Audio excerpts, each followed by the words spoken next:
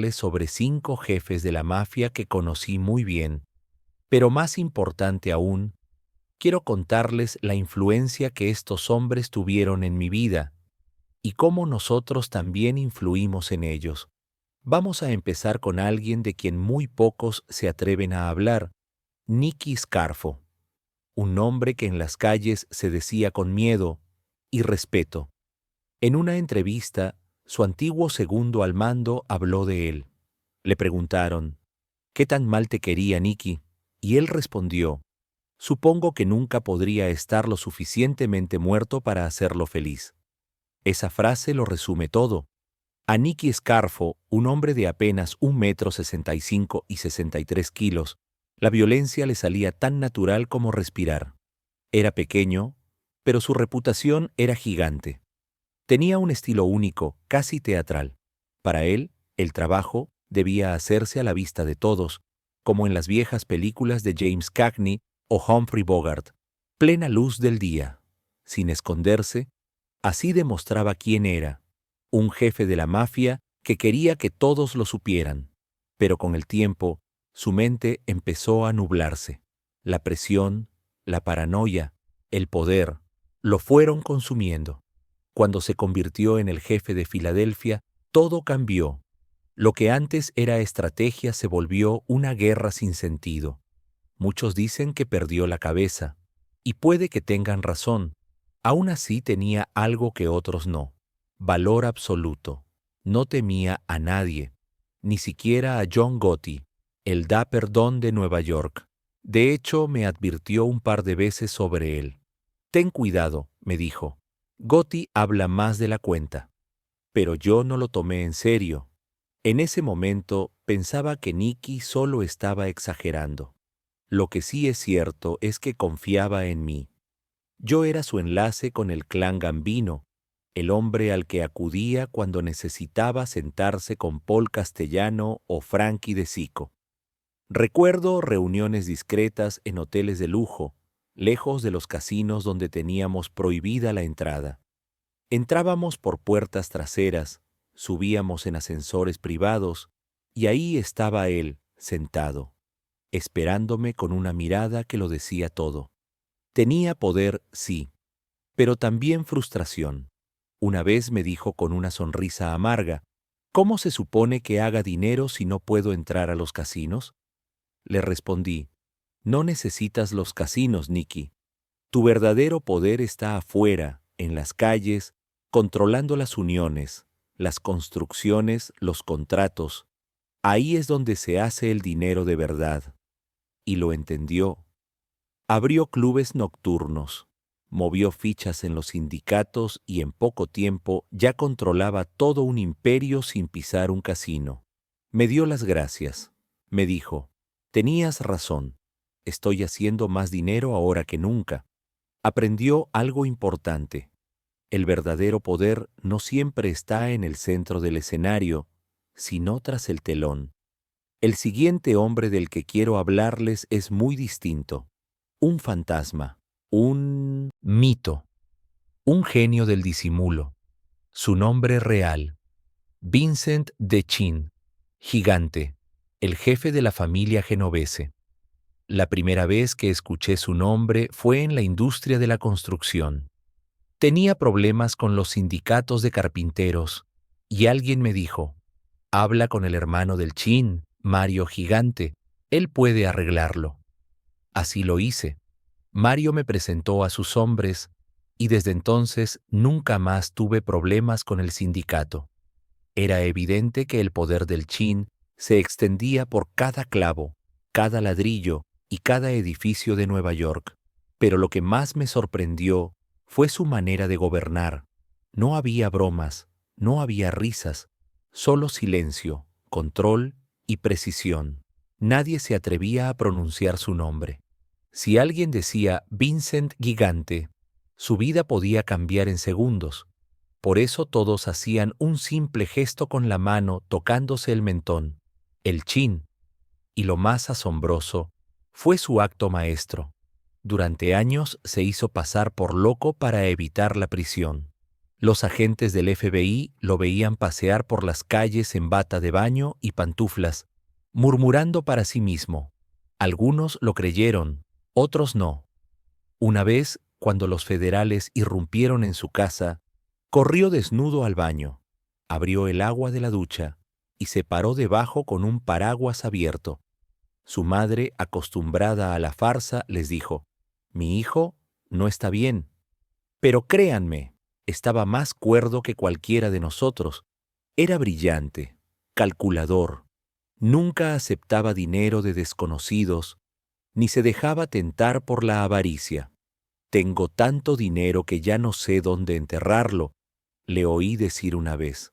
Eso era el Chin, un hombre que entendía que el silencio es poder y que el verdadero liderazgo no necesita ruido, solo respeto. Así eran ellos, dos hombres completamente distintos, uno impulsivo y explosivo, el otro frío y estratégico. Pero de ambos aprendí lecciones que llevo conmigo hasta hoy. Siempre vivía bajo la presión de saber que en cualquier momento lo podían pillar. De ahí viene ese apodo. Pero aún así, era un tipo muy justo. Entendía las cosas de la calle como pocos. A pesar de sus condenas, Salerno se mantenía desafiante, sin arrepentimiento bajo la sombra de Fat Tony. Y si Salerno era el padrino multimillonario improbable, ¿qué decir del hombre del Albornoz? Lo vimos por la puerta abierta de su club, un hombre que, a simple vista, parecía un anciano frágil sentado en una mesa de cartas mirando la calle. Pero esa calma era engañosa. Vincent de Chin, gigante, era, según la fiscalía, uno de los capos más poderosos del país. ¿De dónde venían sus millones? Construcción, apuestas, usura, manipulación sindical y hasta negocios discográficos. ¿Y por qué andaba en pantuflas y albornoz a plena luz del día? Todos decían que era parte del teatro, hacerse ver totalmente desconectado para que la policía dejara de vigilarlo. Cuentan que un día el FBI llegó a su casa. Su madre estaba allí. Él subió corriendo, se despojó de la ropa, abrió la ducha y se colocó bajo el chorro sosteniendo un paraguas mientras su madre recibía a los agentes. Frente a todo eso, su propia madre declaró: «Ese es mi hijo, está desubicado». Fue una actuación brillante. La gente que lo rodeaba supo jugar ese papel a la perfección. No era un hombre con quien uno se pudiera meter, pero a su modo era respetado. Era razonable en muchas cosas y muy astuto. En las reuniones siempre mostraba una inteligencia punzante. Esa puesta en escena le sirvió. Durante años logró esquivar cargos formales. Hablaba solo con su círculo más íntimo. No era dado a mostrar ambición desmedida ni a aceptar dinero de desconocidos. Una vez, en una reunión, dijo en voz baja que tenía tanto dinero que ya no sabía ni dónde esconderlo. «No necesito el dinero de extraños», aclaraba. Hubo incluso un caso en el que un capitán llamado Sally Dawes vino preocupado a preguntarme si había hecho mal en traerle dinero a The Chin. Le dije: «No te preocupes, él no acepta dinero de cualquiera, solo de la gente muy cercana, y si estás involucrado con drogas, mejor apártate. A él no le gustan esas cosas». Gigante era distinto de tipos como Carmine Persico o de otros líderes. Si tuviera que elegir con quién servir, hubiera preferido estar bajo alguien como Carlo Gambino. Y si hubiera tenido la opción, también me habría sentido cómodo siendo soldado o capitán a su lado. Ahora, sobre Carmine Persico, le apodaban la serpiente. Era un don al que los demás realmente le temían. Persico no se cortaba. Traiciones, ambición desmedida y una sed de poder que dejó a su familia en ruinas. Muchos de los suyos lo describieron como alguien que no construyó un legado, lo destruyó por su propia avaricia. Yo lo conocía bien. Recuerdo una vez que me enviaron con Shorty Spiro a cobrar una venganza. Nos dieron la orden. Tráeme una prueba de que lo dejaste bien. Salí de ahí con la sensación de que había hecho lo que debía, y cuando regresé, pensé que me iban a castigar. Pero al contrario, el jefe se echó a reír. Tenía contactos hasta adentro del lugar. Sabía lo que había pasado. Esa era la mezcla: violencia y estrategia, teatro y brutalidad, códigos internos y alianzas frágiles. Y aunque muchas de esas historias son duras, no las cuento para glorificar, las cuento para entender cómo funcionaba ese mundo, con su brutalidad, sus reglas y sus contradicciones. Me miró y me dijo: «Buen trabajo». Así fue como hice mi primer encargo bajo las órdenes de Carmine Persico. Joe Kawuchi, uno de los suyos, era tan despiadado como podían serlo. No lo quería casi nadie. Persico tenía un hermano mayor, Alaf Persico, que pasó más de 20 años en prisión por un asesinato. El hombre que lo delató lo esperaron más de 20 años, hasta que finalmente ajustaron cuentas. Todo giraba en torno a la violencia. Golpea a este, elimina a aquel. Así transformó a su familia en una máquina de destrucción. Y eso dice mucho sobre un hombre. Muchos jefes no querían ese destino para los suyos, querían algo mejor. Yo tampoco quise ese mundo para mis hijos. Quería que mi hijo tuviera una vida distinta. Como decía Marlon Brando en El Padrino, no quería esto para ti. Quería que fuera senador, congresista, abogado. Eso es lo que uno desea, protegerlos del dolor, de la cárcel o la muerte. Pero Persico no. Él metió a toda su familia en el negocio, igual que John Gotti, hermanos, primos, yernos, todos dentro, no por amor, sino por poder, y el poder lo consumió. Terminó destruyendo a su propia familia. En prisión cuentan que una vez estaba leyendo una revista sobre maquinaria agrícola. Uno de sus amigos más cercanos sufrió un infarto y murió allí mismo. Alguien se acercó y le dijo: «Carmine, Frankie acaba de morir». Y él, sin levantar la vista del papel, solo respondió: «Todos morimos». Y siguió leyendo, así de frío. Ese era Carmine Persico, calculador, sin compasión. Todo lo que decían de él era verdad. Lo mismo con Nicky Scarfo. Su ambición y brutalidad fueron su caída. Yo aprendí observando eso. Aprendí qué caminos no tomar. En este mundo se aprende tanto de los inteligentes como de los necios. Y entre todos ellos hubo uno distinto: Carlo Gambino. Podías cruzártelo en la calle y jamás imaginar que era el jefe de jefes, el hombre más poderoso de Nueva York. Discreto, humilde, pero dueño de todo.